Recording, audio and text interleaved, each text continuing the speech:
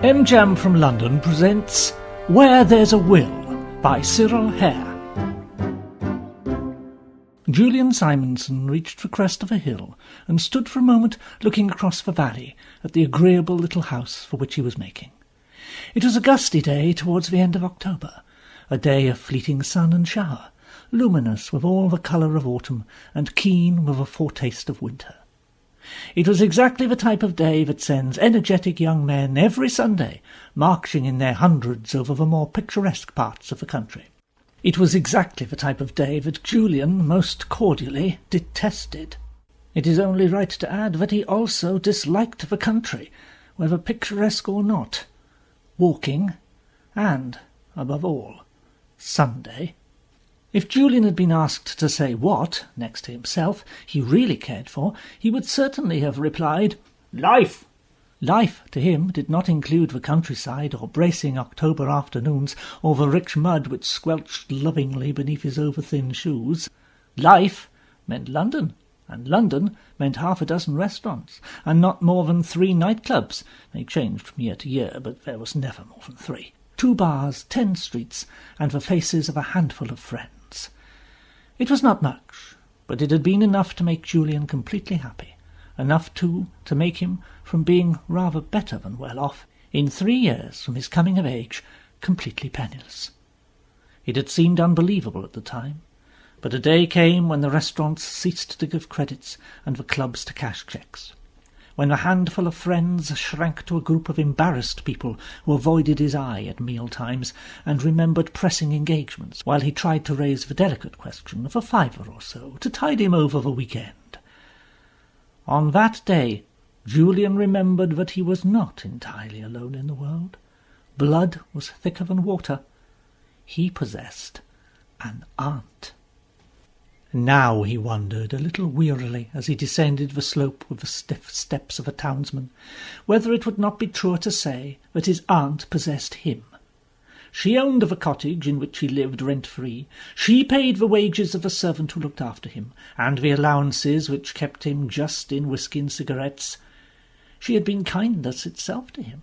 The kind country neighbours whom she had introduced to him had repeated the phrase till he could have screamed. She had certainly saved him from poverty, dire and complete. But in return she exacted what? Merely that he should live in the country, away from the temptation of that wicked place London, and walk over to tea with her every Sunday. Walk, mind you, not even use the little 2-seater which her bounty allowed. Her window commanded a great stretch of country, and she could see a mile off if there was any attempt at shirking.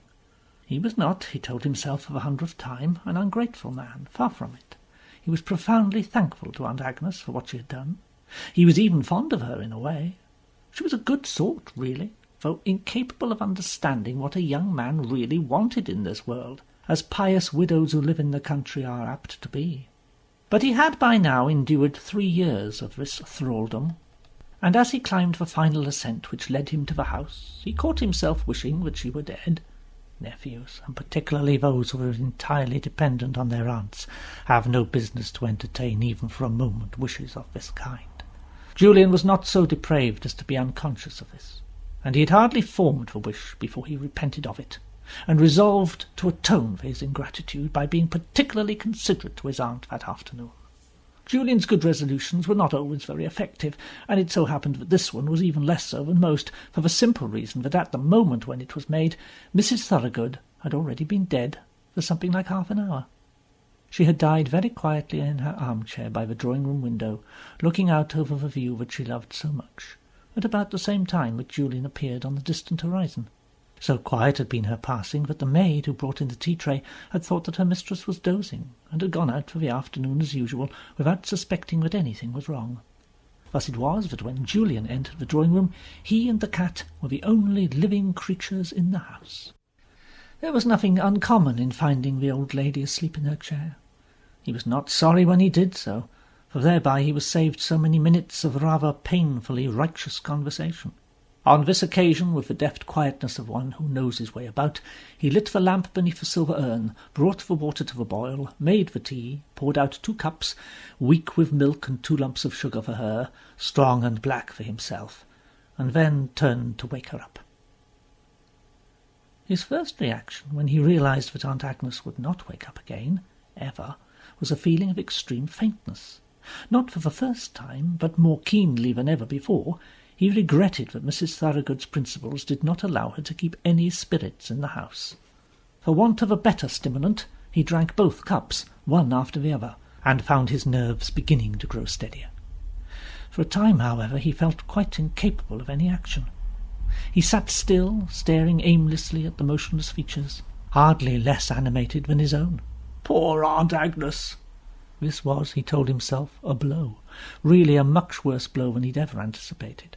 He'd scarcely realized how dependent on her he'd been. After all, for 3 years she'd done everything for him, paid for him, looked after him, thought for him.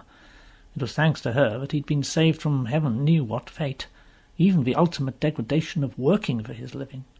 He'd never really been as grateful to her as he should, he reflected sadly, and now it was too late.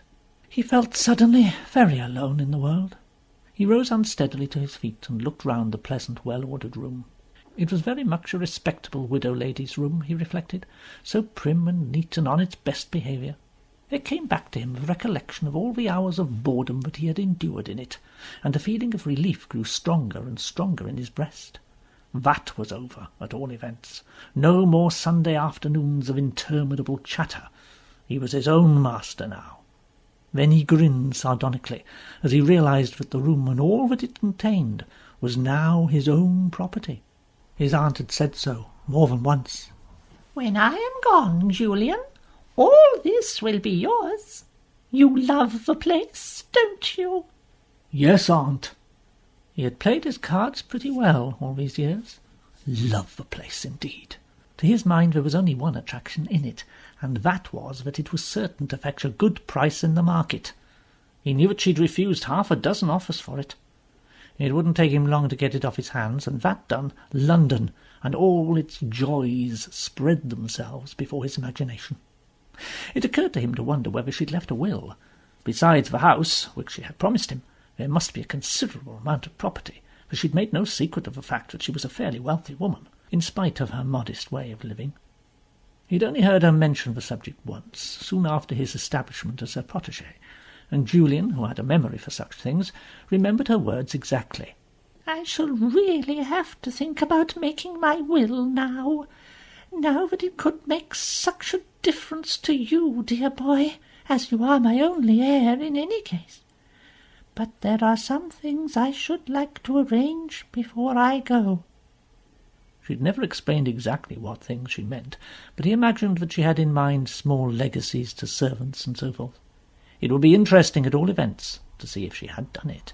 He went across to the writing-desk, where he knew his aunt used to keep all her business papers. Quietly, almost furtively, though he knew there was nobody who could possibly disturb him, he ran through the neatly filed and docketed receipts, bills, and correspondence which filled it. It was not long before he lighted upon a long envelope, occupying a pigeon-hole to itself, and marked in Mrs. Thorogood's firm, prim handwriting, "My will, December 1910. This had been struck out, and January 1956 substituted. With his heart beating considerably too fast for comfort, Julian drew out the contents. First came a long document in a clerkly hand, the ink somewhat faded with the years. It was the will of Miss Simonson, as she then was, dated some 20 years before Julian was born. He glanced at it without interest, put it on one side, and then turned to the other. This was quite short and entirely in his aunt's handwriting.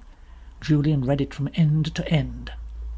"I bequeath to my dear nephew my house, together with its grounds and furniture, and the sum of £500 a year, an amount which has always sufficed to keep the house in its proper repair, and should, with due economy, enable him to do the same. The residue of my property is to be divided between the Charity Organization Society and the Society for the Propagation of Christian Knowledge." The will concluded with the words, "Should my nephew cease to occupy the house, or attempt in any way to part with the possession or ownership of it by lease, sale, mortgage or otherwise. He is to forfeit all benefits under this will. But I know that he loves the place as much as I do, for he has told me so often." There are some disasters too great to be understood at once, and Julian must have read the last sentence 6 times before he grasped its meaning. At last the full horror of it broke in upon him. So this was what the old woman called being her heir. After all, she meant to tie him down still from the grave and keep him in this dead-alive place for the rest of his life. This was all he got in return for what he had done, for all his detestable Sunday walks, for his... He was unable to think for the moment of anything else which he had done for his aunt, but this did not in the least moderate his growing fury.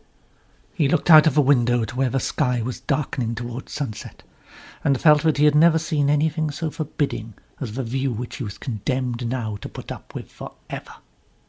The thought made him cold, and going to the fire he poked it into a warmer blaze. He was still holding the will, and in the firelight the writing flickered as though it were alive. Confound the old woman! Why couldn't she have left well alone and died intestate as she'd half promised to do? With the poker in one hand, he absently read the fatal document through once more, down to the names of the witnesses, Martha Thwaites, spinster, and Louisa Peck, widow. Who on earth could they be? Then he remembered his aunt's 2 treasures of maids, Martha and Louisa. They'd both been killed in a motor accident on their holiday a year before. She'd been quite inconsolable. Then, very slowly, for his brain still felt numb with the shock it had received, an idea began to dawn upon him. Once upon a time, when his parents were still alive, it had been suggested that Julian should become a lawyer, and to that end he'd actually gone so far as to make some pretence at studying that dismal science. The pretence had not gone far, and if anybody had asked him how much he knew of the law, he would have answered in all sincerity, nothing. Now, as he stood at the fireside, a fragment of his forgotten learning drifted back into his mind. Marriage invalidates a will. He remembered hearing it droned out by a tedious lecturer, and copying the words wearily into a shiny red notebook. Marriage invalidates a will. Therefore, my aunt's first will, when she was still Miss Simonson, doesn't count. If she'd never made the second one, this thing, he looked at the will in his hand at that moment, she would have been intestate, and Martha and Louisa are dead. Therefore, Julian would never afterwards admit, even to himself, that he did more than release his grip on the sheet of paper for an instant. But there was no denying the fact that after it had fluttered down into the flames, he pressed the poker very firmly upon it until it was a crumpled heap of ashes. That done, he pulled himself together and telephoned for the doctor. Next day, Julian drove a little 2-seater over to the neighbouring county town. He made his way to the offices of Messrs. Coltsfoot and Proudy, solicitors, and sent in his card. The lad who took it returned almost at once. "Mr. Coltsfoot will see you, sir."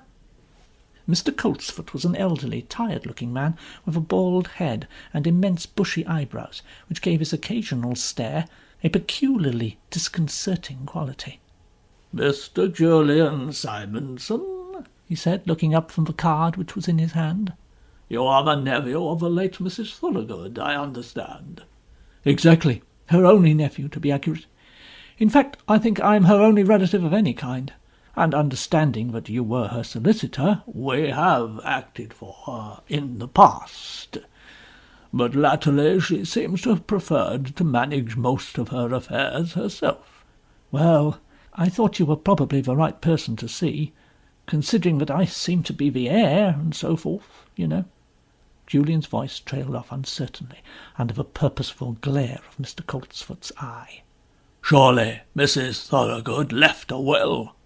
"Certainly not," answered Julian, completely taken aback. "Absolutely not, in fact. Not in the least, I mean." "You have made a thorough search, I suppose. Old ladies sometimes leave these things in odd places." "Oh, complete, yes, rather. I mean, I looked everywhere, you know. There's simply not a thing to be seen. She was a very tidy old lady, too. But if you're in any doubt about it, I wish you'd come over with me and have a look. I want to be perfectly fair about it, I can tell you." "Well, I'm not suggesting that you're not being perfectly fair, as you call it. But on the whole, I think it would be as well if I did." Julian could hardly restrain himself from chuckling aloud as he drove Mr. Coltsfoot back to the cottage in his car. Everything was working out just as he'd hoped. It was too easy. In due course the old will would be found, pushed away under a mass of papers enclosed in an envelope which he had artistically dirtied that morning to give it the appearance of age. The original, with the damning date of 1956 upon its face, he had of course destroyed. After that his sincerity in the matter would be apparent, and Coltsfoot could burrow and rummage as much as he pleased before he found another. Julian had made sure of that. Things proceeded according to plan. The invalid will was duly discovered, and Julian uttered carefully rehearsed little expressions of surprise. A long and thorough search then ensued, and Mr. Coltsfoot was surprisingly thorough, which produced precisely nothing. "Odd, it's odd, very odd." "What is odd?" asked Julian, by now somewhat impatient. "This will," said the solicitor, tapping his left hand with the document in his right. "It was prepared by my firm for your aunt many years ago, and it was lodged for safe-keeping in our strong-room. Quite recently, no more than 2 or 3 years ago, she asked us to return it to her, as she desired to make a fresh one. She did not favour us with her instructions on that occasion, however, but I am certainly surprised to find that she never carried out her intentions." "She changed her mind, that's all. Nothing surprising in that, is there?" "At all events, it is somewhat unfortunate. That is to say, although I know nothing definite," his eyebrows fairly scintillated discretion, "yet from what she let fall in my last interview with her, I rather gathered that the document I hold in my hand did not altogether represent her final intentions. As it is—" He began to read it to himself. "Now look here, sir," said Julian rudely. "I know something about the law, I may tell you, even if you don't. That will was made before my aunt married. Marriage invalidates a will, so—" He broke off. Mr. Coltsfoot had looked up from his perusal, and Julian did not like his expression. "Marriage invalidates a will? Just so. But tell me, Mr. Simonson, did you ever know the late Mr. Thorogood?" "Good Lord, no, he died years ago, before I was born." "Quite. Well, I'm afraid that he didn't, in all respects, live up to his name. At the time he met your aunt, and for many years afterwards, he had a wife living in an asylum, and the divorce laws were stricter then than they are now. Your aunt was very young, very much in love." "You mean that she—" "I mean that she committed an indiscretion, as we used to call it in those days, and she spent the remaining years of her life atoning for it, living the life of a most exemplary Christian piety. But she had no more right to call herself Mrs. Thorogood than I have. I can quite understand that your family did not speak about it, and I am afraid this must be somewhat of a shock to you. She had often told me of your devotion to her. You must try to forget it." "But the will—" "Is, of course, perfectly unassailable in law. The whole estate goes to charity, I see. Dear me, Mr. Simonson, you really look ill. I'm afraid this has been a shock for you."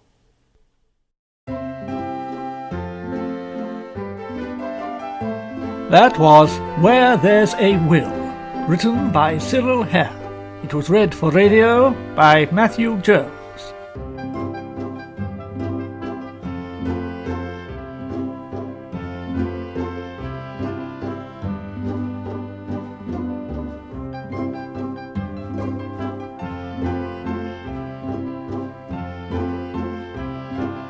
In a few moments, the news, after which we continue with our new agricultural social drama serial.